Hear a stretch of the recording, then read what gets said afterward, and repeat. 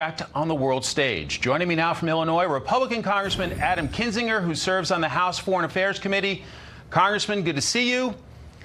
Hey, Mike. How is the United States doing on the world stage, sir?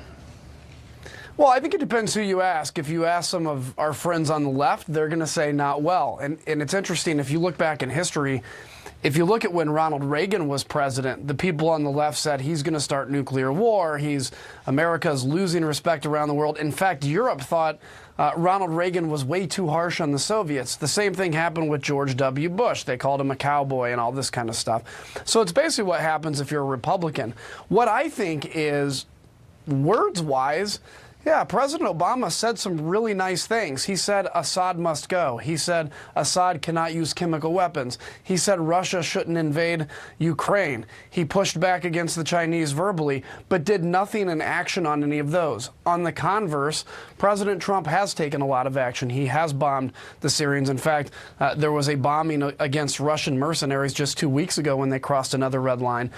We've given assistance to Ukraine. So America really is stepping up to fill its role in the world again. So it may be offensive to some people because he doesn't speak exactly like they want him to, but I think there's no doubt that people respect the United States of America again and know that if the president says he's going to do something, he will. U.S. News evidently does a country ranking, best country rankings. I thought they just did colleges. Who knew? U.S. was ranked number 7 last year, has apparently dropped to number 8 this year. Your thoughts? You know, look, it's these, I don't know what criteria they use on this stuff. Obviously, they're going to ask some people, and some folks on the left, again, they don't like what's happening to our government because it offends them. But there's many people that actually think for the first time we gave people a tax cut. We're seeing the economy come back. We're seeing middle-class wages grow. We're seeing people support that. Businesses being unleashed. And that is the generator of the ability to put more money into the military, which we were just able to do, and to regain our position on the world stage. And sometimes being the tough person on the block, sometimes being the one that helps to create a world order, in essence, something that works, people are going to be offended and mad because they don't like it. But it's what needs to be done, because we've seen what 8 years of a vacuum of leadership did.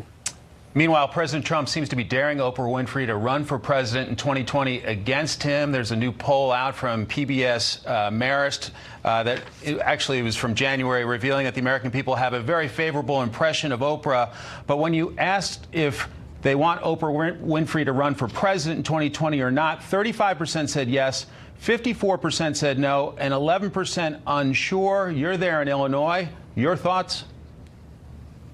Well, she's a well-known person here. She's fun to watch on television. She does great television, but hasn't shown herself to be worthy of running for president. I mean, I guess she could run for it, but she hasn't necessarily shown the qualifications of what it would take to be president. So I think there's a lot of people that are intrigued by the idea of having Oprah Winfrey running for office and hearing her speeches and her inspiration and her story, which is actually very inspiring. She's an inspiring person.